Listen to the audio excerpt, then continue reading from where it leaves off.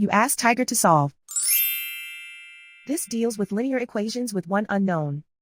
The final result is a equals -8. Let's solve it step by step. Group all a terms on the left side of the equation. Subtract 6a from both sides. Group like terms. Simplify the arithmetic. Group like terms. Simplify the arithmetic. Group all constants on the right side of the equation.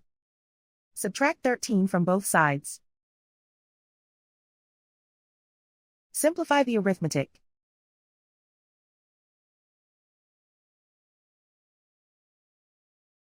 Isolate the a.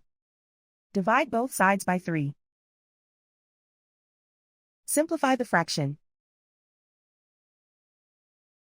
Find the greatest common factor of the numerator and denominator. Factor out and cancel the greatest common factor. And so the final result is a equals -8.